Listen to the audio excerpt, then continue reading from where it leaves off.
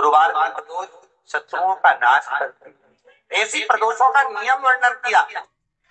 फिर लिखा शिव महापुराण में, बड़ा सुंदर लिखा विद्यार्थी ने।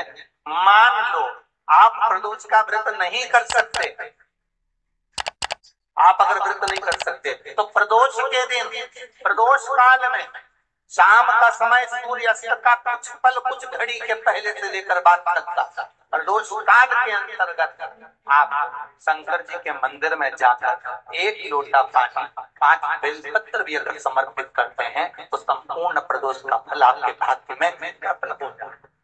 शिव महापुराण में शिव कथा कहती है, नंदी का एक पांव ऊपर होता है। आप लोग दर्शन करे होंगे शंकर जी के मंदिर में नंदी के, तो नंदी का एक पांव उठा हुआ होता है, एक पांव नीचा की ओर होता है।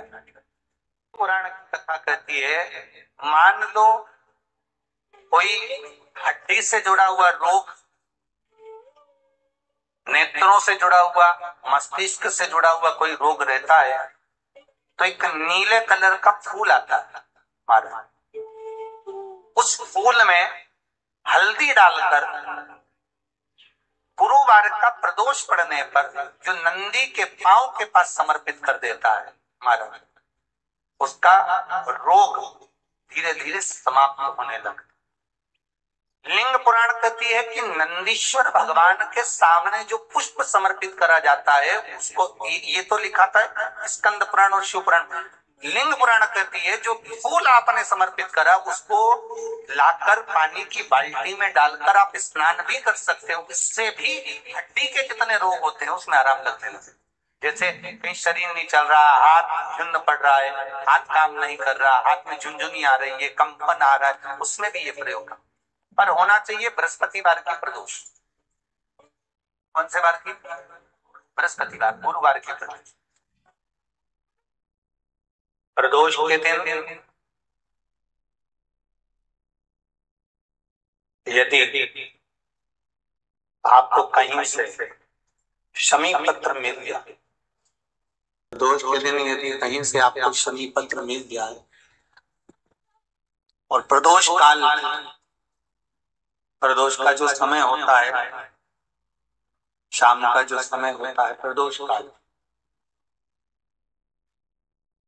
4 प्रदोष 5 प्रदोष आप कर देखिएगा कि आपका कोई काम है, कोई नौकरी के लिए आप अप्लाई कर रहे हैं, कोई समस्या बड़ी विकट आ गई है, कोई तकलीफ विकट आ गई है, कोई समस्या विकट आ गई है, प्रदोष की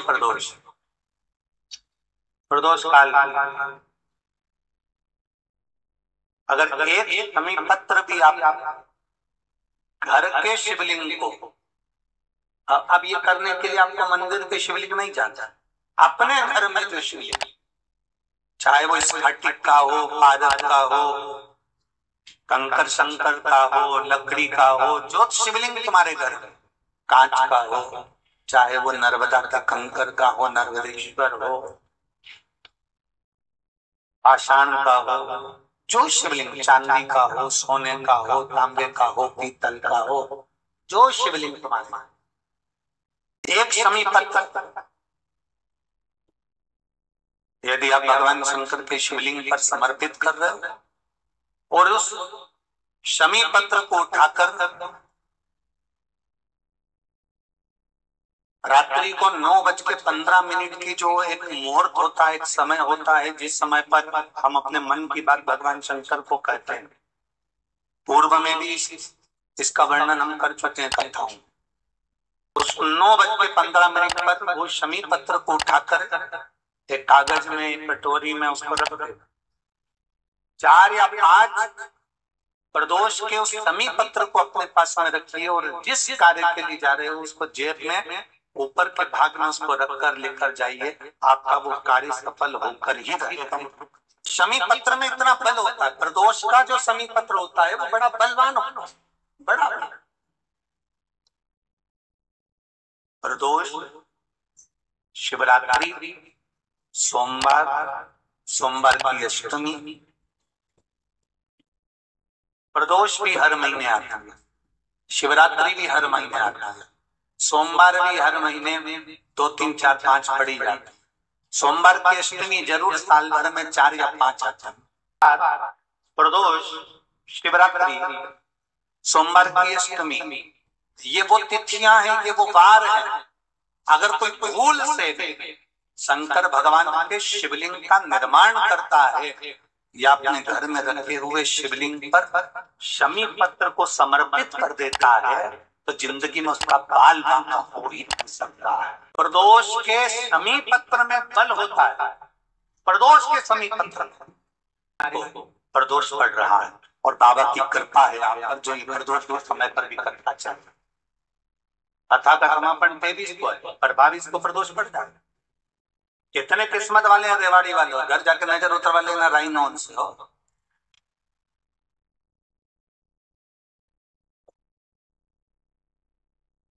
शिव की कृपा कितनी है आप पर, जरा विचार करिए। जगह जाकर प्रार्थना कर ली, निवेदन कर लिया, तो भी तुम्हारा अगर कोई काम ना बने तब एक काम जरूर करना, एक बेलपत्र, एक शमी पत्र, एक कनेर का फूल देवाधिदेव महादेव को प्रत्येक प्रदोष के दिन शिव जी को जल चढ़ाकर समर्पित करना प्रारंभ कर दो। 2 या 3 प्रदोष निकलेगी, मेरा देवाधिदेव महादेव तुम्हारी झोली खुशियों से भर। किसी भी प्रदोष के दिन, प्रदोष काल में एक बार लगा दे, उसके बाद में अपनी कामना कर कर बेलपत्री। एक छोटा सा उपाय अवश्य करिए।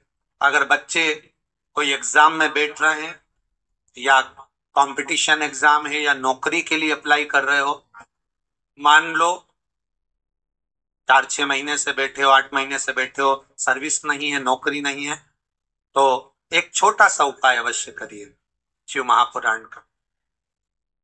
महाराज बेलपत्री के पेड़ के नीचे विराजमान होकर, बेलपत्री के पेड़ के नीचे जिसको नौकरी के लिए या एग्जाम में बैठ रहा है वो जल चढ़ाए, बेलपत्री के पेड़ के नीचे थोड़ा सा दूध चढ़ाए, फिर जल चढ़ाए और अपने राइट भाग में घी का दिया और अपने लेफ्ट भाग में तेल का दिया। किसी भी प्रदोष के दिन, प्रदोष काल में एक बार लगा दे, उसके बाद में अपनी कामना कर कर बेलपत्री के पेड़ के नीचे धोख लगाकर प्रणाम कर कर आ जाए और चले जाए इंटरव्यू के लिए, बाबा उत्तीर्ण करा ही देगा, नौकरी दिलाई। लोगों को लगता है कि हमने शिवलिंग बनाया एक, तो एक शिवलिंग के पूजन का फल मिल रहा है। ये दुनिया के लोगों को लगता है कि एक शिवलिंग के पूजन का फल मिल रहा है, पर शिव महापुराण की कथा कहती है पार्थिव शिवलिंग का निर्माण करना और उसकी पूजन करना, उसका मतलब है पार्थिव शिवलिंग को बनाने में जो मिट्टी हम एकत्रित करते हैं, उस मिट्टी में जितने जितने बारीक बारीक कण होते हैं, एक एक धूल का कण, मिट्टी का कण जितने एकत्रित होते हैं शिवलिंग को बनाने में, आप शिव जी का जब स्नान कराते हो, पूजन कराते हो, बेलपत्र चढ़ाते हो, तो जितने मिट्टी के अंदर बारीक बारीक कण होते हैं जिससे जुड़कर पार्थिव शिवलिंग का निर्माण होता है, वो 1000 करोड़ शिवलिंग हमारे खाते में चलेगा उतना। शंभो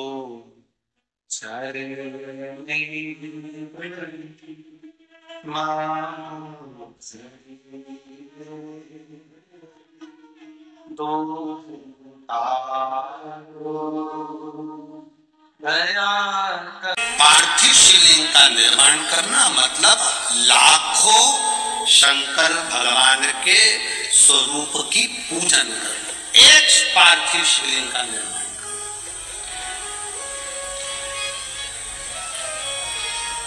आप में से कितने लोग हैं जो महीने में, 2 महीने में, 6 महीने में एक बार पार्थिव बनाते हैं? उठाओ जरा हाथ। एक आध बार पार्थिव बनाते हो? कुछ मत करो। आज अमरावती की इस पवित्र धारा से एक संकल्प ले लो कि महीने में जो हर महीने शिवरात्रि आती है, मैं महीने की हर महीने जो शिवरात्रि आती है उस शिवरात्रि पर अपने गमले में, घर में जो मिट्टी हो, गमले में मिट्टी हो, पेड़ पौधे की जो मिट्टी हो, अपने गमले की ही मिट्टी को वहीं पर ऊपर उठाकर उसी गमले के अंदर शिवलिंग बनाकर वहीं पर पूजन कर वहीं पर उसका विसर्जन कर दूंगी। उसका भी जो पुण्य है उतना ही मिलेगा जितना पार्थिव शिवलिंग के पूजन। कोई नियम बना लो कि 1 महीने में 1 बार मुझे पार्थिव बनाना।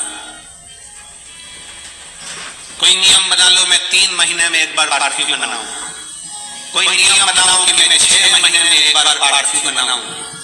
कोई नियम बना लो कि मैं साल भर में 1 बार सावन के महीने में शिवरात्रि आती है, जैसा आप लोग सब ऑनलाइन बनाते ही हो, पार्थिव बनाने एक संकल्प अपने में भी।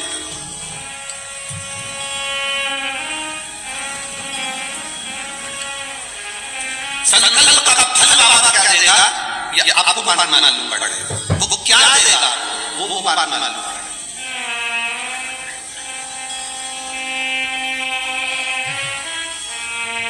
तेरी कृपा बिना न हिले एक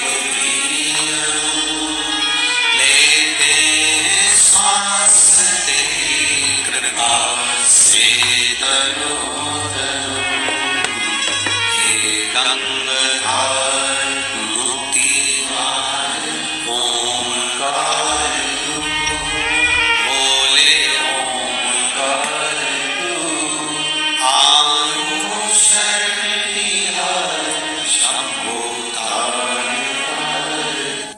प्रयास करना।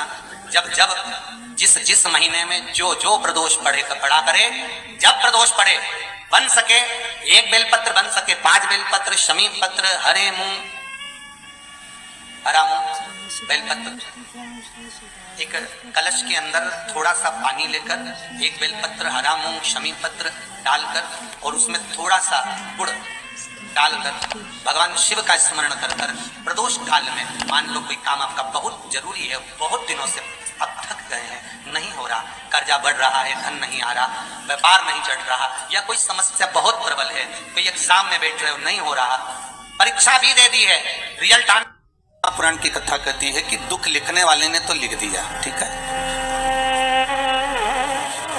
लिखने वाले ने तो जो लिखा वो लिख दिया, पर एक बात याद रखिए कि लिखने वाले ने लिख तो दिया, उसकी मर्जी थी, उसने कितना दुख कितना सुख लिखा ये उसके ऊपर है, पर एक बात याद रखो कि उस दुख सुख को हमें भोगना है, पर भोगने से पहले सुख जब हम भोगते हैं तो हमको बड़ा आनंद आता है, बड़ा एंजॉयफुल अपनी जिंदगी को जीते हैं, पर थोड़ा सा दुख अगर हमारी जिंदगी में सम्मुख में आ जाता है तो हम रोना चालू कर देते हैं, हम बिलखना चालू कर देते हैं, हम ये भूल जाते हैं कि परमात्मा ने अगर सुख में हमारा साथ दिया तो दुख में भी तो देगा,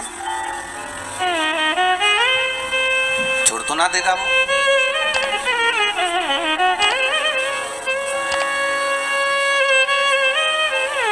एक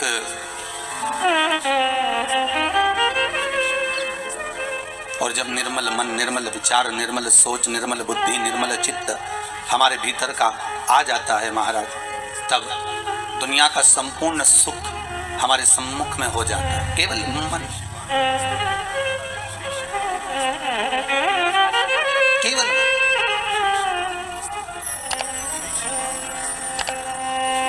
और ये मन, ये चित्त, ये वृत्ति शिव के साथ जब लग जाए, भगवान शंकर का जब शिवलिंग प्रकट हुआ तो भगवान शंकर ने पूछा मुझे प्रकट करने का कारण क्या था, क्या आप नारायण को ये पता नहीं था कि मैं आपका पिता हूं? क्या ब्रह्मदेव को ये मालूम नहीं था कि मैं इनका दादा हूं?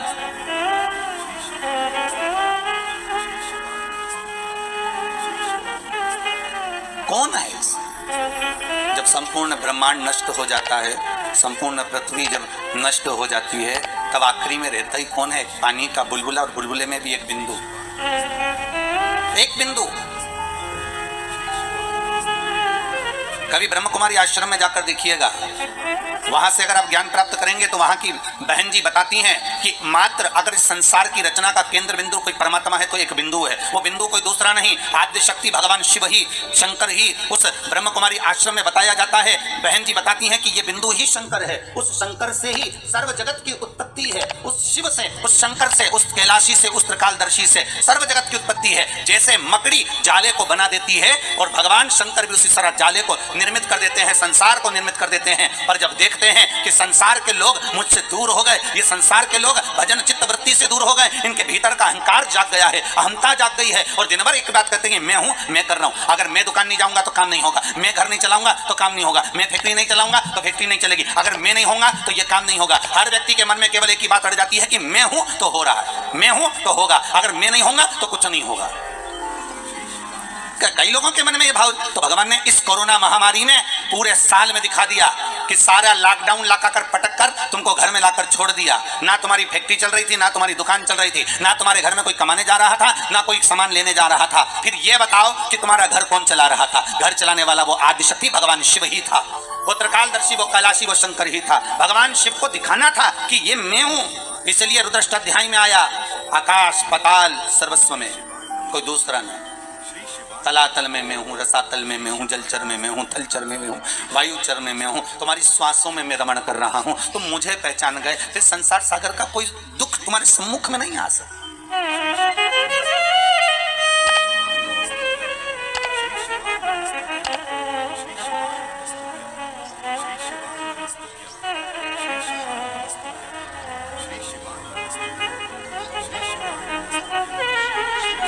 फिर कोई दुख, कोई तकलीफ, कोई कष्ट हमारे जीवन में, हमारी सम्मुखता में कैसे प्रकट हो सकता है, कैसे आ सकता है? आप अगर दिल से परमात्मा को रिझा रहे हो, आप अगर दिल से परमात्मा को बुला रहे हो, तो उस परमात्मा को तुम्हारे सम्मुख में होना जरूरी है। फिर वही बात आ गई, बच्चा घबराया तो पिता ने जेब में एक पर्ची डाल दी। वो पर्ची केवल उस बालक की जेब में नहीं है,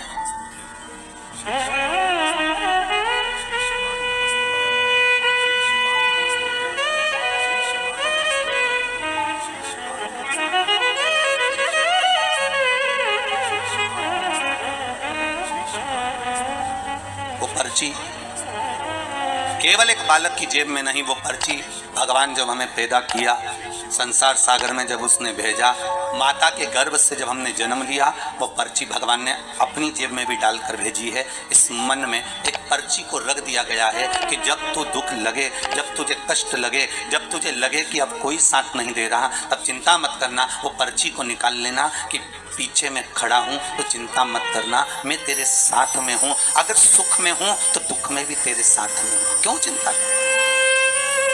क्यों चिंता? आज तीज है, सौभाग्यवती,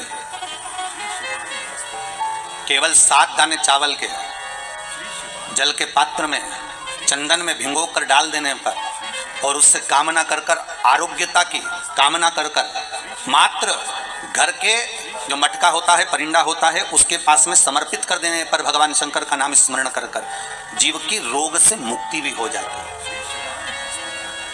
रोग नहीं घेरता उसको, आरोग्यता का अनुभव, आरोग्यता का सुख प्राप्त होता है।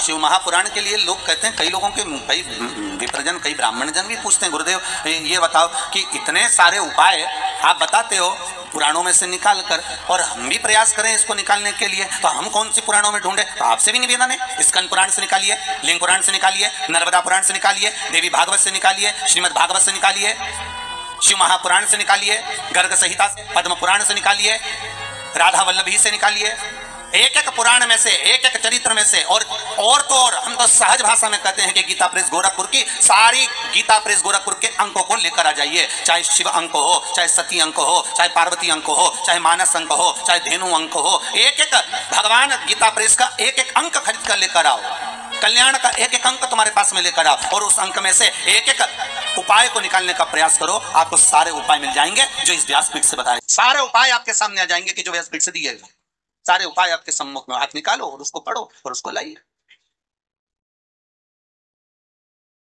बस दबा दिया गया। आज ढोंग, प्रपंच, छलने, दुनिया के लोगों ने शिव महापुराण के उपायों को, शंकर की कथा को दबा दिया था। सारी पुराणे होती थी पर शंकर की पुराण नहीं होती थी महाराज, दबा दिया गया।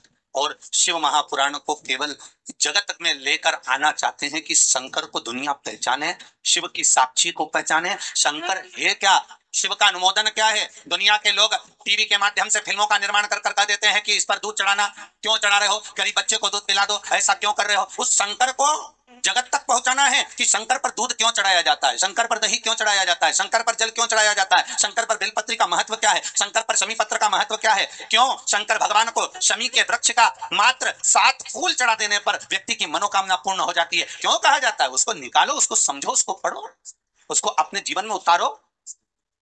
सारे देवी देवताओं को बहुत सा सामान चाहिए होगा पर मेरे विश्वनाथ को कुछ नहीं चाहिए, मेरे शंकर को चाहिए क्या।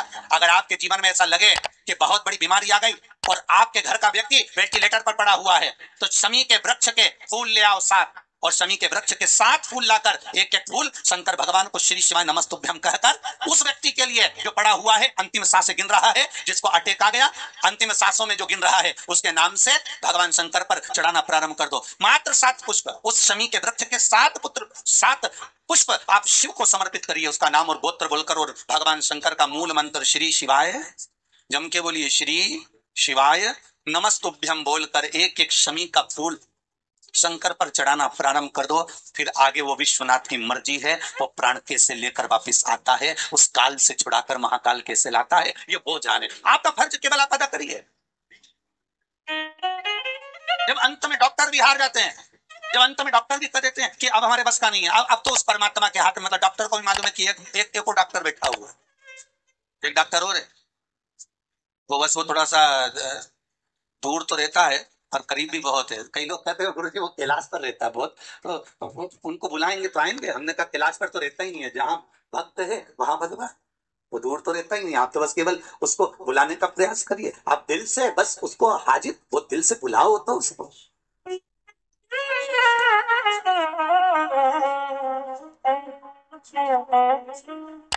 ये बघेल परिवार का बालक ने टीवी पर कथा सुनकर मन में सोच लिया था कि शिव महापुराण की कथा कराने।